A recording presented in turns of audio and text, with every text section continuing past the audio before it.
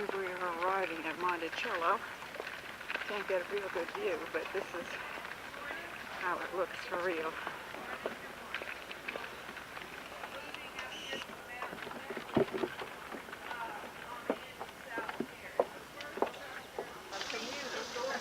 Down the mountain to Edgesville. This area more necessary here as well. All down the south side and to the back. So they're really not in any roof underneath here. So they live on the mountaintop and do not have a ready supply of water. So they literally couldn't tap into tap water. They don't sisters on the other side. There was some inadequate wells. The only thing you did is but still it's a problem. So slaves carried water. You might see, when you're going out on the other south side of the house, the one underneath called the sidewalk out, if you look down to... Now this is the full view of the west side. This is the most picturesque view of it. Had a very interesting tour.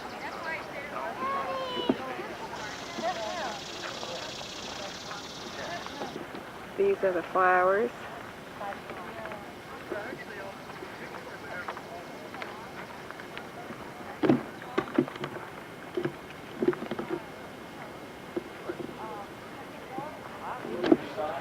This is the underside of the terrace. Jefferson put everything underneath so it would be out of view. And it is considered a very unique idea.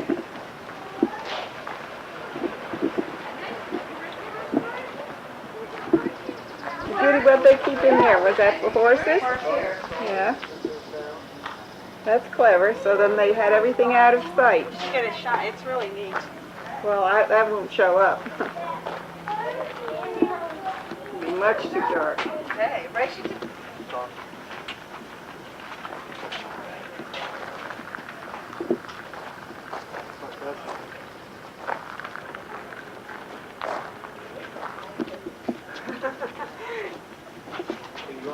Good thing there's a grating there. It's very, very deep. Oh, they had an all-weather. They had an all-weather passageway. This is the wine cellar. I don't know if this is going to show up or not, but it's pretty neat.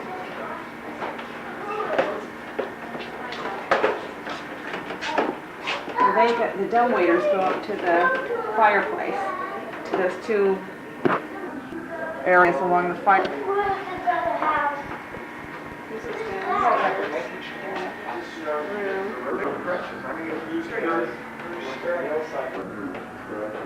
They joined a lot of wood. It's a little museum showing the architecture. Jefferson. This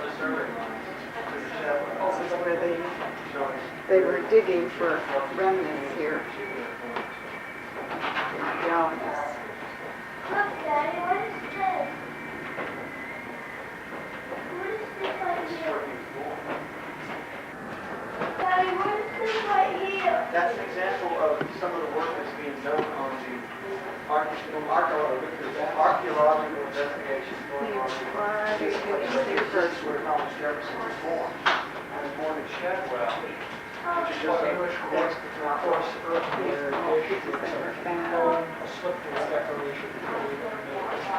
This is coming out the other side, way on the other side of the house. This is the totally underground tunnel. So neat. How clever, because it kept all the weather away from, you can get anywhere you wanted to without getting wet or snowed on. This is the downstairs kitchen. You see the herbs that are being hung up on the ceiling. And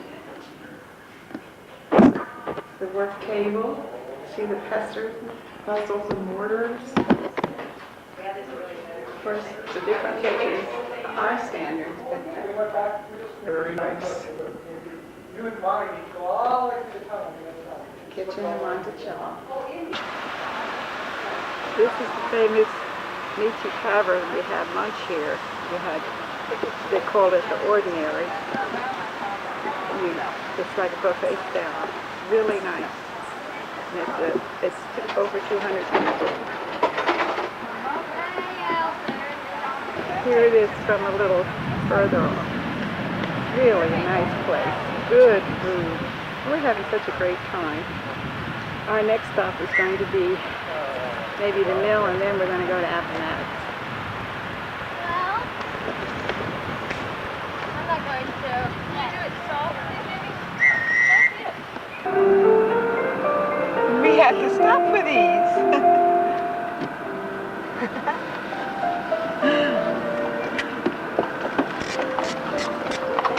Where are you from? Where are you from?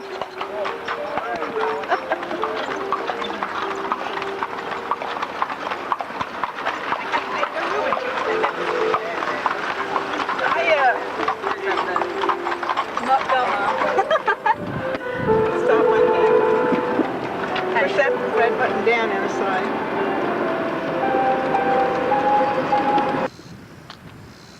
Well, here we are at Appomattox Courthouse. We're at a state park, and we're going to be seeing a lot of things. National Park. National Park, right.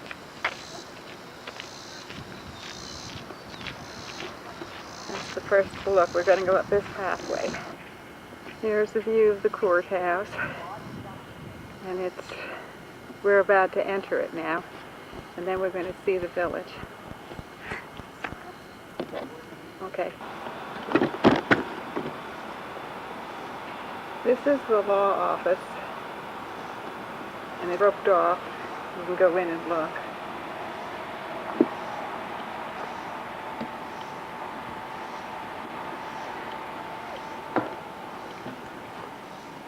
In Appomattox, this is. Oldest structure in the village. The tavern? 1819. Uh-huh. At one time it had two frame additions, one for the dining room and one for the bar. Behind the tavern are the kitchen, now a bookstore, and the slaves' quarters, now containing restrooms. Beside the tavern is the guest house where people stayed when the tavern was full. Mm-hmm. That's where we're going to go? Yeah. Okay. We shall go. This is the tavern kitchen there. Okay.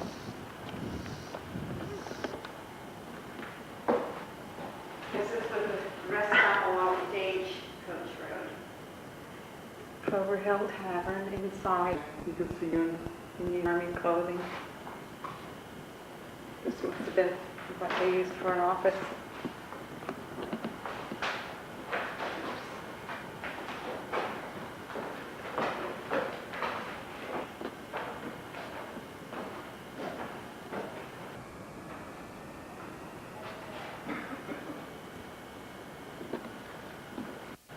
What's this back bill? Oh, those are the restrooms now. What? The bookstore, which was the tavern kitchen. Oh, so we're going to go to the kitchen, which is now the bookstore. Okay, let's go. Here in the distance, we can see the McLean house. Now, this is the house where the actual signing took place. So this is a little village. And they have postcards for that. We have postcards in the living room.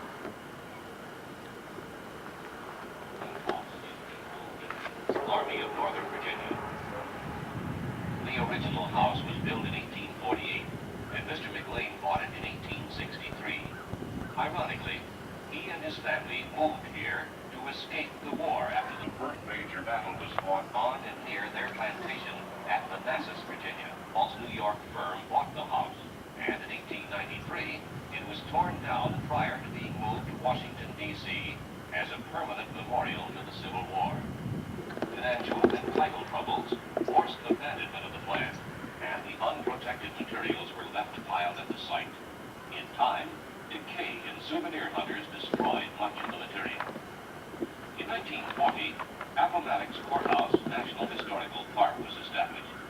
The first major project was to rebuild the McLean house on the original site. Using plans, photographs, and archaeological evidence, it was possible to build an accurate reconstruction. This reconstructed McLean house was dedicated April 16, 1950, with Major General Ulysses S. Grant III, grandson of General Grant, and Robert E. Lee IV, great-grandson of General Lee, performing the ribbon-cutting ceremony. Today, the house, the rest of the restored village, as well as the balance of the park, are administered by the National Government.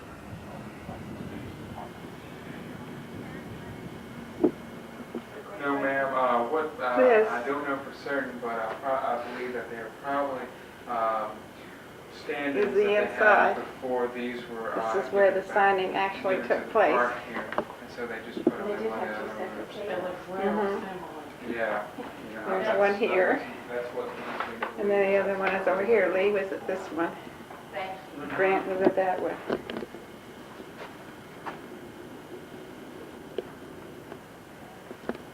That's neat. Historical place.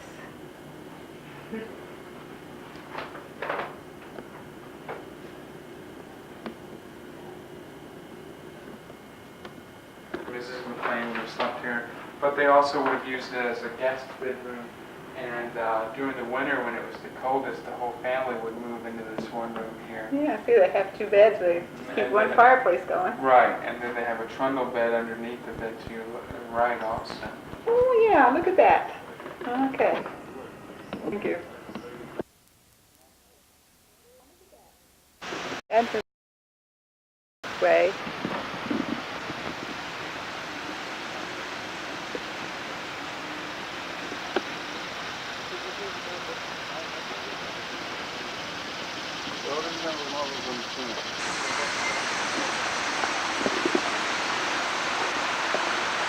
This is August 16th, 1995. We're at Master Bridge, Virginia.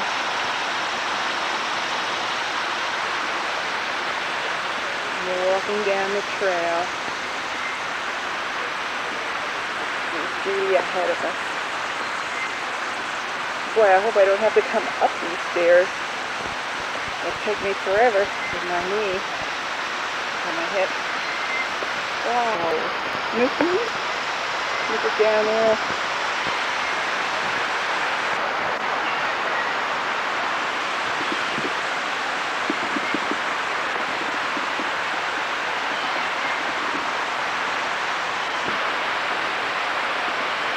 We went down this trail last night to see the show of creation,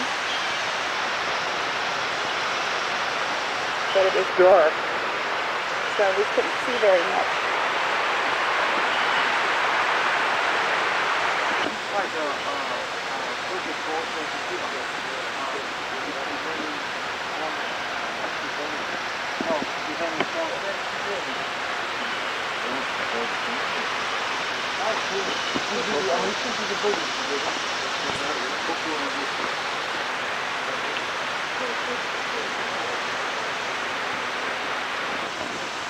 It's the roots of that big tree. More stairs to go down, going down into the gorge. I want you to notice, I want you to notice how this tree is meshed in to this tree. Oh, look at that.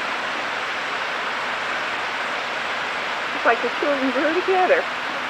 Or grew separately. I don't know what to make of that. Two separate trunks. And there's a little waterfall.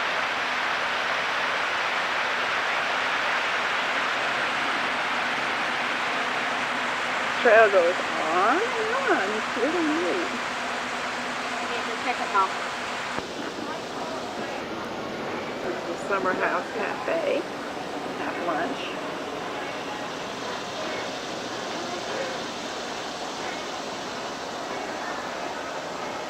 Judy walking on ahead.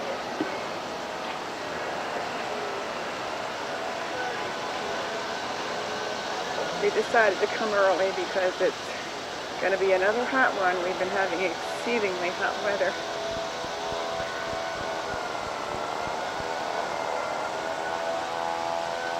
Here's a little history of the bridge.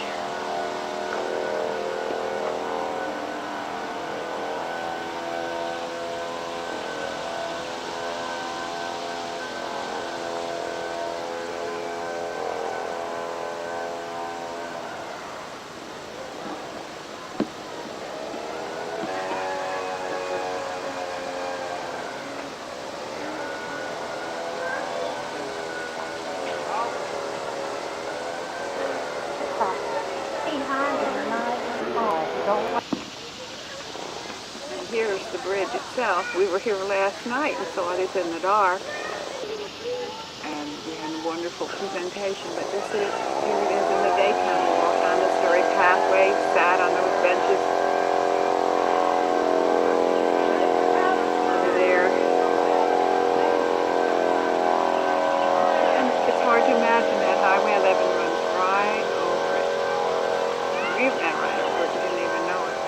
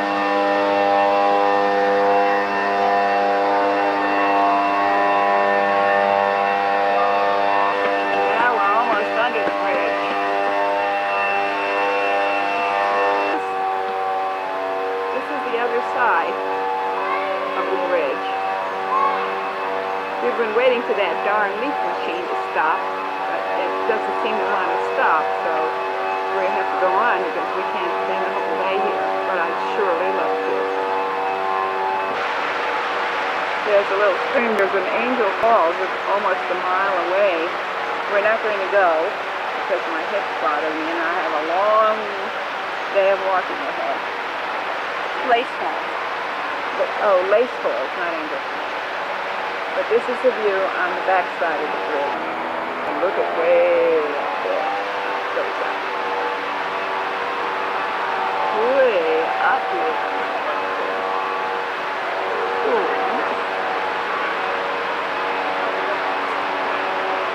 It's starting to get hot already. I'm just going to get the boxed in place where Washington Park is initial, and then we're going to close up for this segment. Here's where George Washington carved his initials. It's been Vienna box, and I'm going to focus on it. We're directly under the bridge now. The man kindly, hope I can see it. Right there.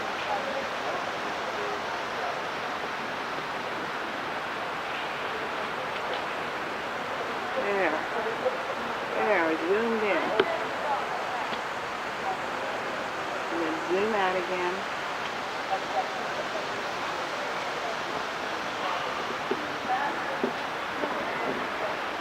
And that is our adventure at Natural Bridge. We're now ready to go into the Wax Museum. The sun is against us, so I'm just going to do a quick shot there so you can see that guy swinging. He's made of wax, of course. Matthew is going to love this. I wish you were here, Matthew, Jenny, and Chris, because we had so much fun.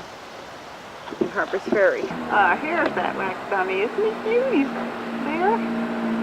Now it's a moving dummy. And here's the other one. Okay, let's go in. You can see this. This is the Garden of Eden.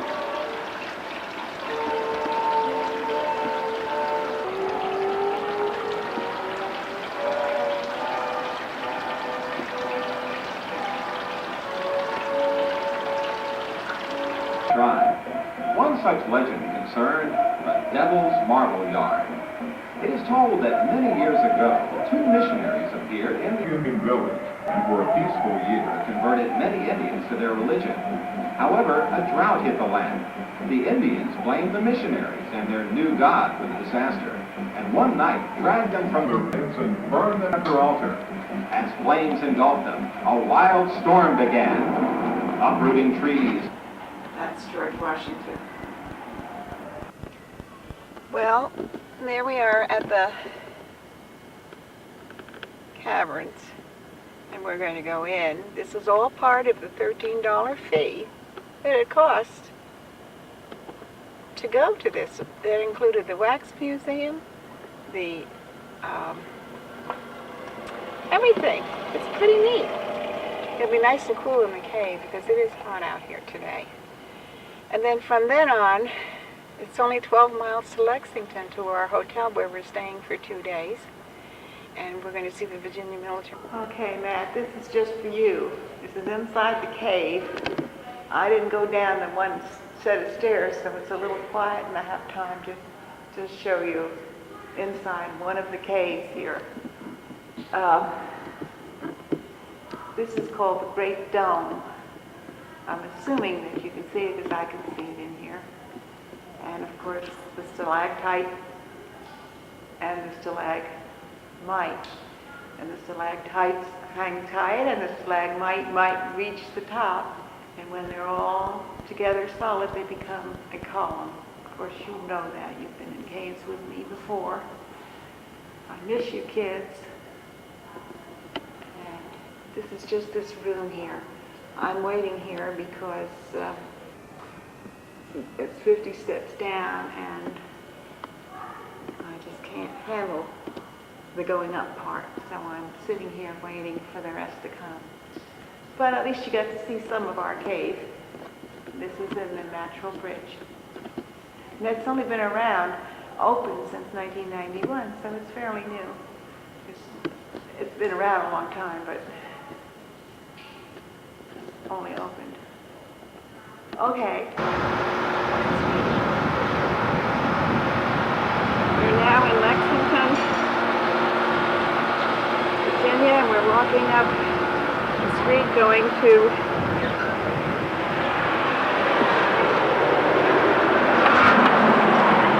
I'll tell you in a minute. Stonewall Jackson.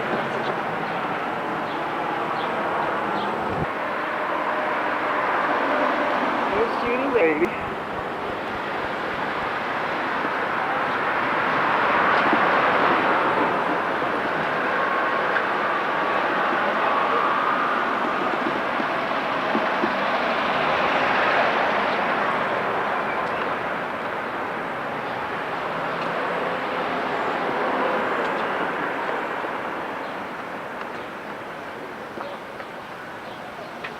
Belladonna.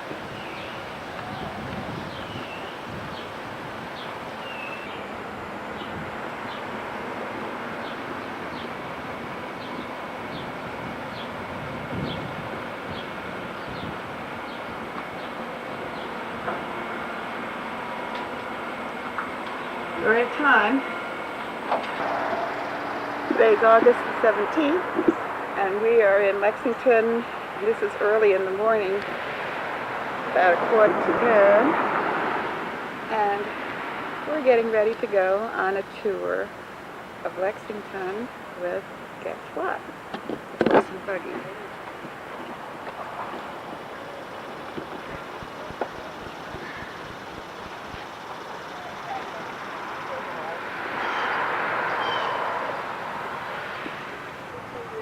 Lexington's a nice, quiet little town,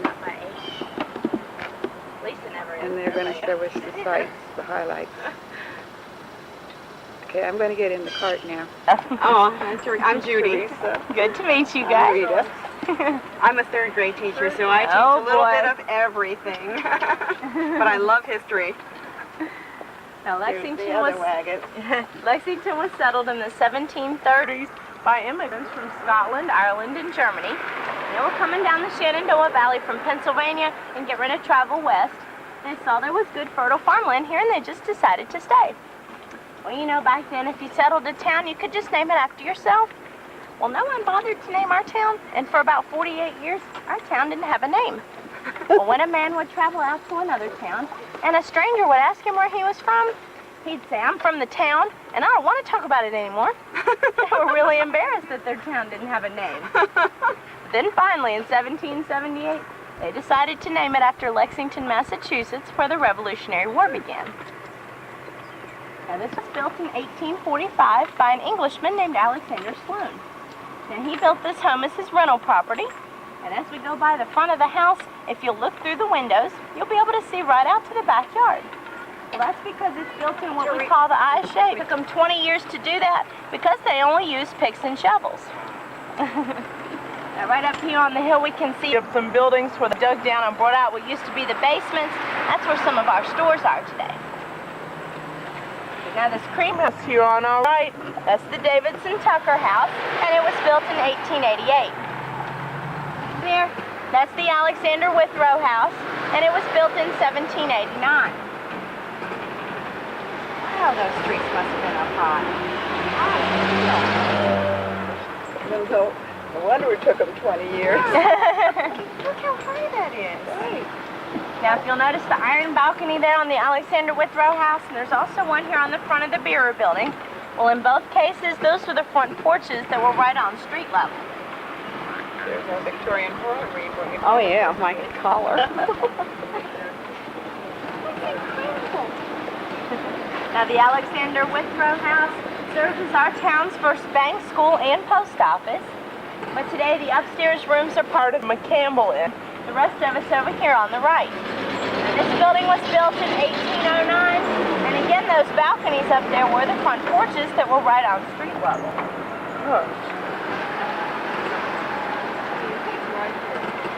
As we go by the second half of the building, if you look above the lower windows, you'll see some outlines, and that's where those windows used to be before they were moved down to the street level. But too much. And he would open up this screen door here and fall out onto the street because he forgot it was lower than it used to be. Well, you know, every time he did that, he would sue the town. Now, this next building was the Old Horse Hotel, and these arched windows were doors. That was where you drove your horse and carriage in before you put them away for the evening. And the next morning when you were ready to go, you'd just harness back up and drive right out the back door. Well, you know, that's why we say we had our drive-thru before McDonald's did.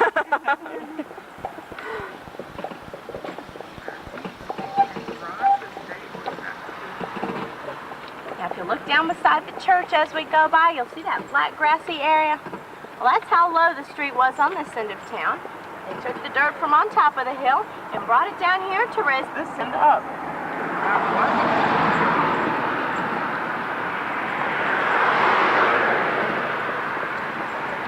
Up above the trees there, those beige buildings, that's Virginia 1910. And that P on the chimney is a rod that goes through to hold the chimney to the building. And when it was first built, that P stood for pure oil. You know, today it just stands for Pete's Barbecue. Now, Pete was pretty lucky that Pete was already there when he moved in. That's very good. Pete's Hot Box, outdoor cooking. 18 years old. Now, they did win the battle, though, and they marched back. But later on that year in August, a Union general, his name was General Hunter, came down and burned the school. And the only building he left standing was the hospital. Now, we know no one was hurt in the fire, and we think there must have been people in the hospital that couldn't leave. That's the only reason he left that building standing. Now, of course, after the fire, the school rebuilt. Today, there's about 1,500 students there, and still all male. Through the trees, you can see Washington and Lee University. Well, that school was started in 1749. It was first known as Augusta Academy. Well, then it was located in Greenville, Virginia, about 25 miles north of here. Now that building burned, and they moved, rebuilt 3 miles outside of Lexington, and they also renamed the school as Liberty Hall Academy. Well, unfortunately, that building also fell to fire. And that was when they moved over to this current site. Now, of course, after all these buildings had burned, the school didn't have any money. Well, George Washington gave them $50,000 in James River Canal stock that he had received from the state of Virginia for winning the war, and students still receive dividends from that stock today towards their tuition. I think there's several people that claim that they, designed them, and one of them was a VMI professor, and I think most people agree that he's the one that actually designed them. I'm not sure, It looks military. Now, right under the trees where those people are standing, you can see a statue. Well, that's of Cyrus McCormick. He invented the first mechanized farm reaper, and they're living with ghosts one bit, just as long as those ghosts pay half the rent each month. I still don't think they've got any money out of them, though. We have to stop on a green light because Lester won't make it through the intersection in time. Not unless he's right up here in front.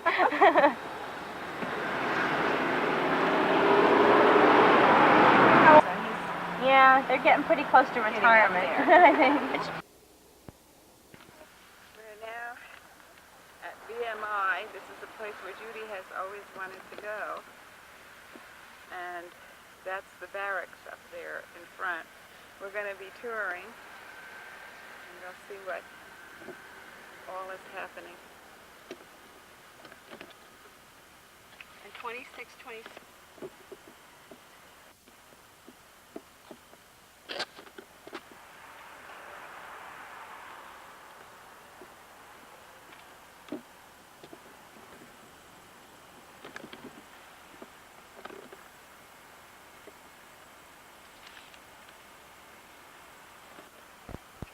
From a side view. This is a statue of General Jackson. And this is in front of the barracks, VMI barracks.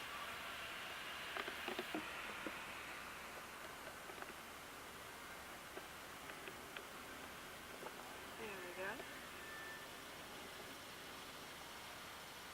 And then in the distance, I'll show you one of George C. Marshall because they have a museum there of him too. Now here we are on George Catlett Marshall, and he was a student here at VMI, and of course he was a very, very famous general in World War II, and I heard a lot about him when I was young. And he's all in the history books now with the Marshall Plan. Whereas General Jackson taught him.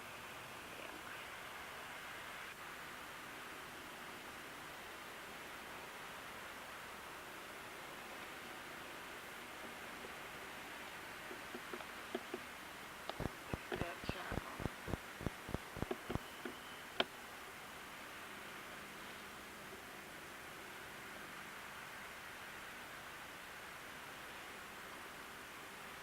Next we're going to go to the museum.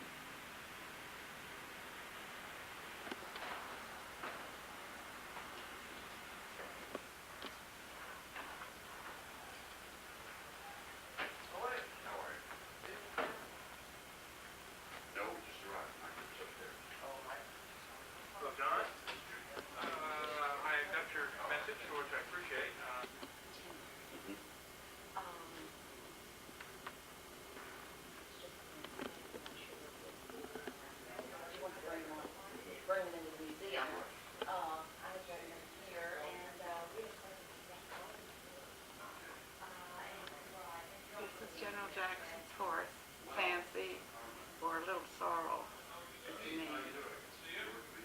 This was one of the things Judy wanted to come to see, especially.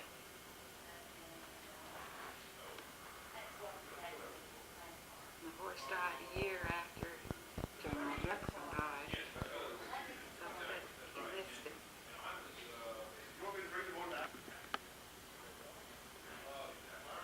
This is a picture of General Jackson. No, General Marshall. These are some of the exhibits here.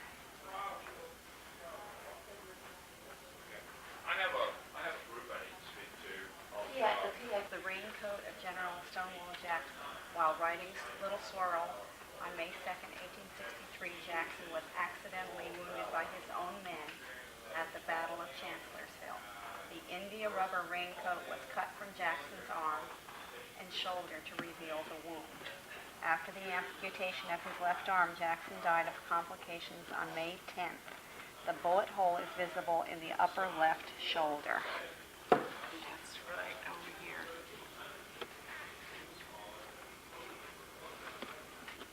What was his handicap? It was something with his, I think it was his leg or something. Sign this book. So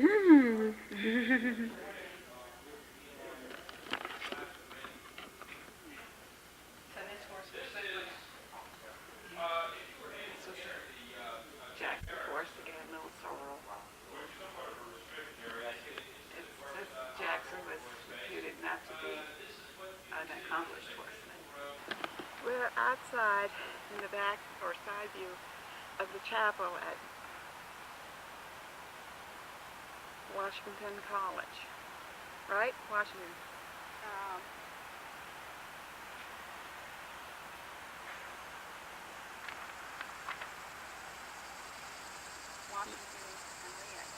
Washington and Lee.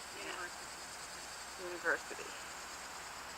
And in the distance, the statue of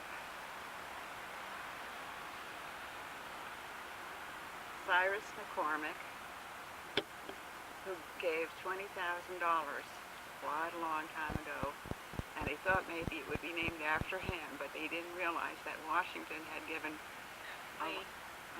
Washington had given a lot more money, and they named it after him. And then when Lee came there, they put it together with him. The house in the distance is where Lee and General Jackson both lived at some point. General Jackson married the daughter of the president of the college, and that's where he lived there for a while before he moved to his own house on Washington Street.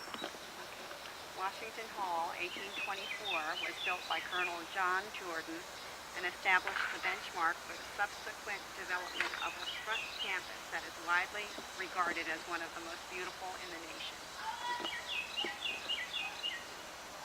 Trying to get the dome on top. Close up. Okay. And just wait to the chapel. Judy's already in.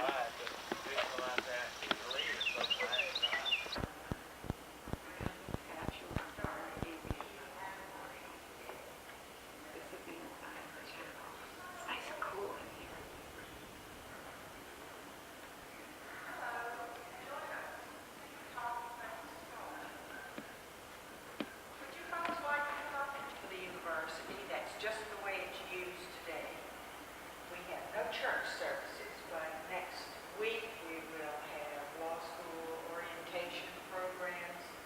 The week following, undergraduate orientation. We have convocations, concerts. We have 2 weddings this weekend. It's used all the time. And originally this arch was a window at the end of the building on the battlefield. And it was started as a memorial the year after Lee's death, 1871.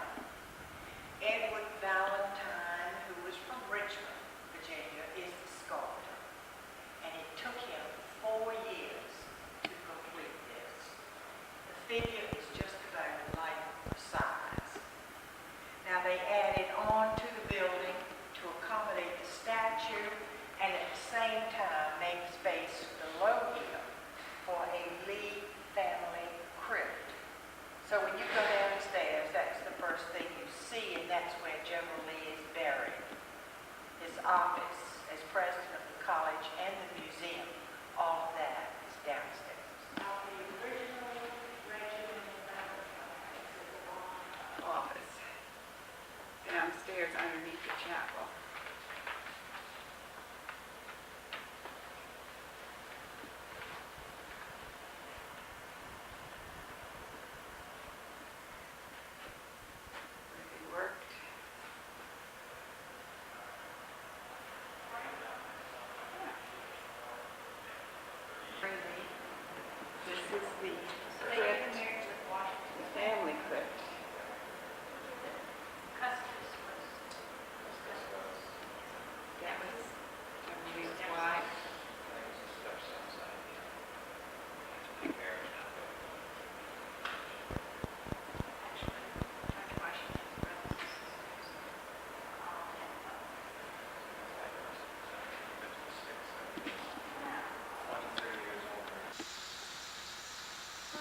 cemetery. It's evening and it's cool.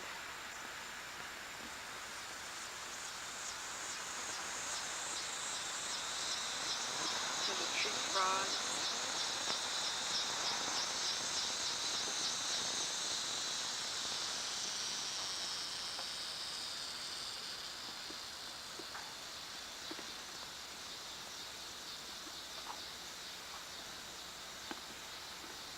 Must be a family Oh, place. this guy died at Manassas. Preston. 19 years old. Slain in battle, William Preston.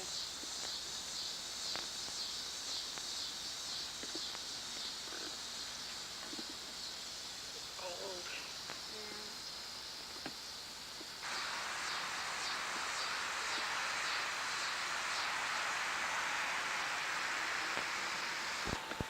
All right, here's the Indulgent matter. tombstone of, what does it say? Read it. Colonel John Jordan, who died July 25th, 1854, age 77 years.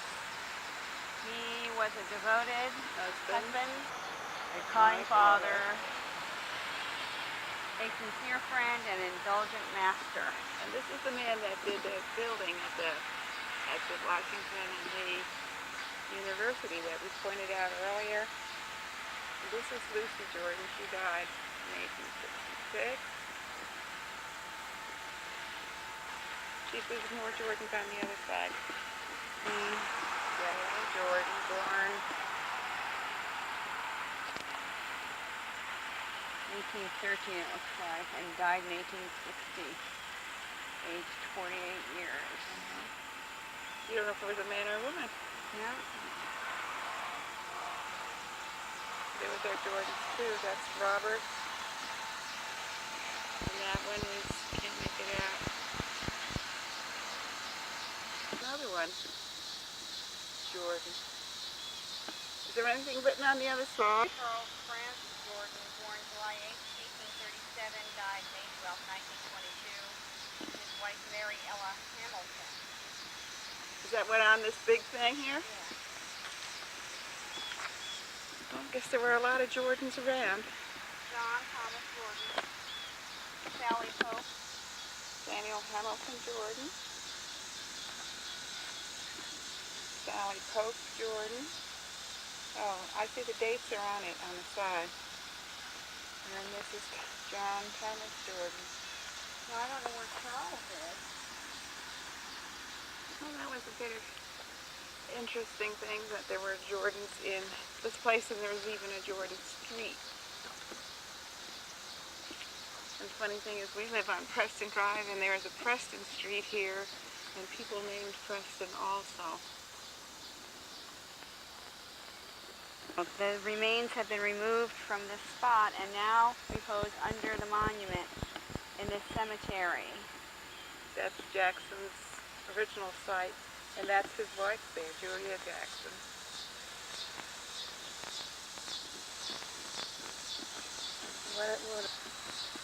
And that's the one of their baby, infant daughter.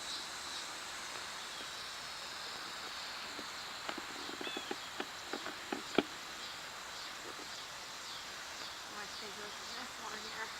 Crypt looks like something out of a movie, doesn't it?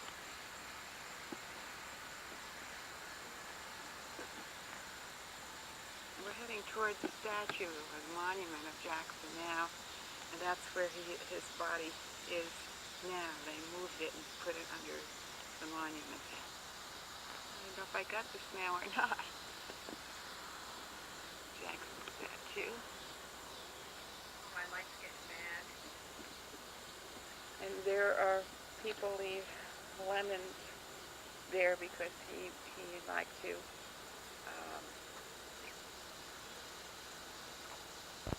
Thomas Jonathan Jackson, Stonewall Lieutenant General,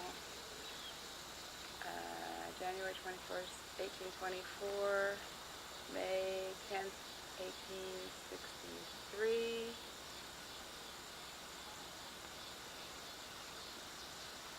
Mary Graham Jackson, infant daughter, in crypt with father. Huh. February 28th, 1858, May 25th, 1858. Mary Anna Jackson, wife of Stonewall Jackson, July 21st, 1831, March 24th, 1853.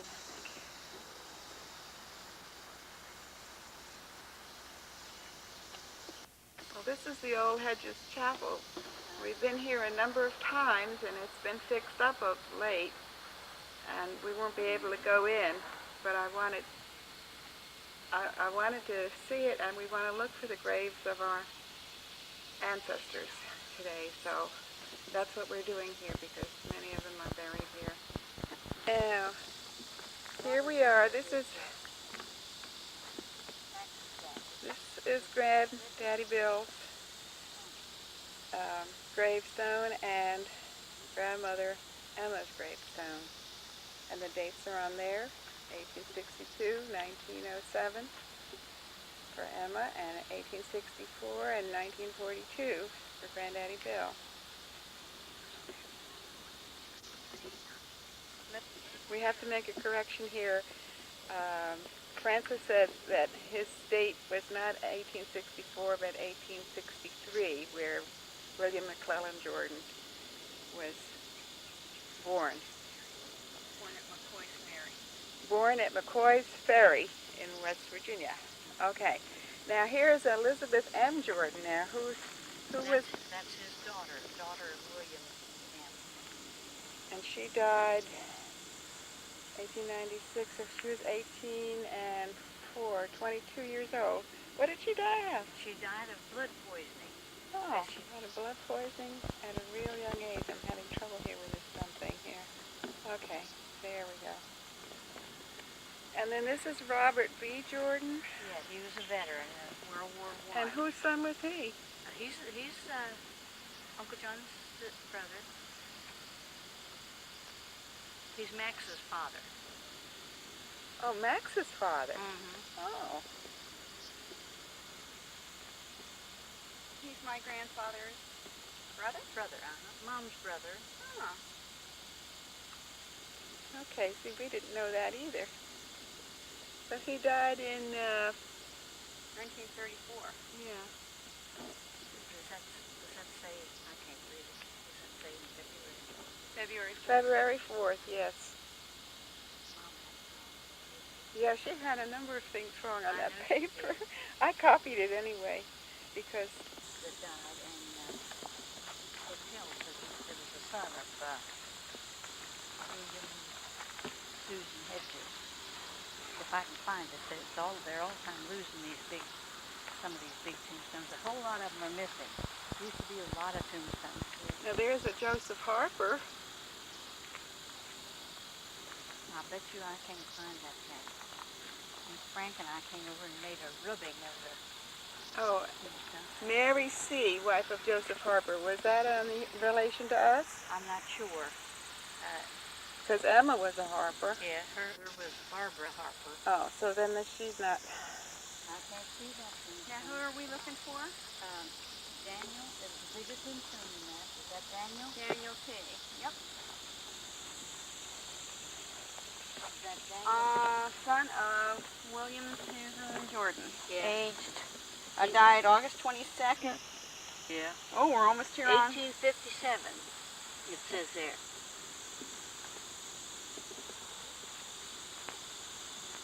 Uh-huh. I don't see, it's part of that's buried. And that was who now? It would have been Granddaddy Jordan's little brother. Oh. My grandfather's brother? No. Granddaddy Bill's little brother. Granddaddy Bill's little brother.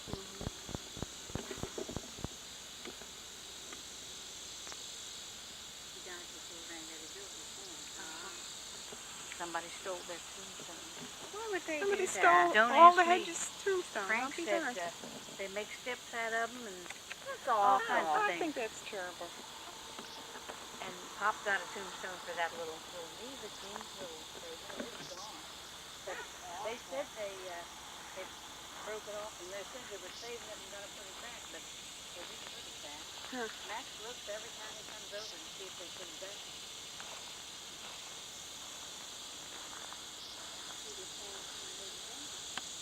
Yeah, they did. Well, the chapel looks really nice. It's nice they fixed it up, and this whole place here, that's fascinating.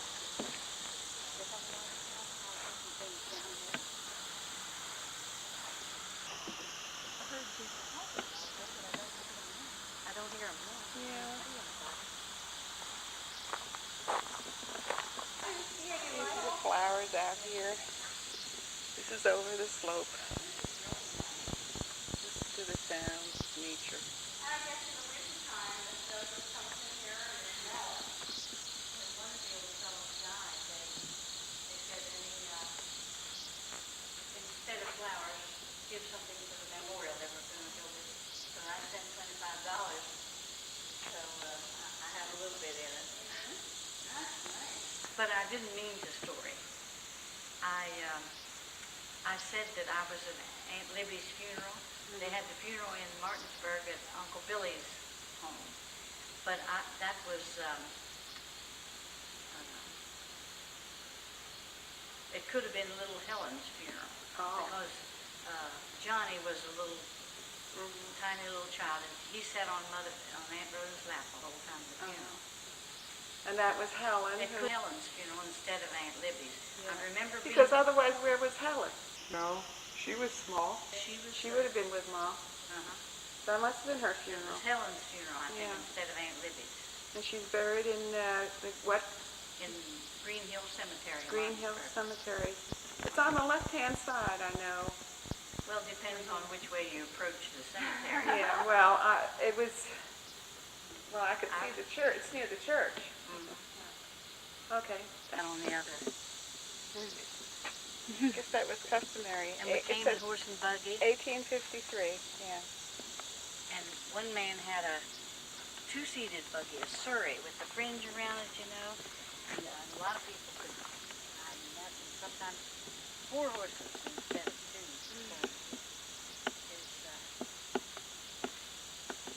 That was really interesting to see that. That was an old windy road, too. A what? It was a really windy road. Must have took them a long time to get to church. Yeah. All-day event. When my mother went to Martinsburg, she would be gone in the morning when we got up, and she wouldn't get home till evening. It took all day to get to Martinsburg. Yeah. That's neat. Thank you, Francis. Well, it's August 18th.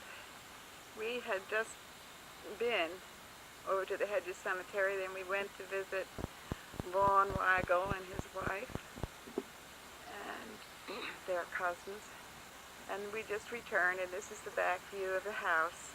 It's a beautiful day today. After all the hot weather we've had, there's a nice breeze, and it's just so good. We slept well last night, we had a good breakfast this morning, and we were having a good time visiting. And that's all for now. And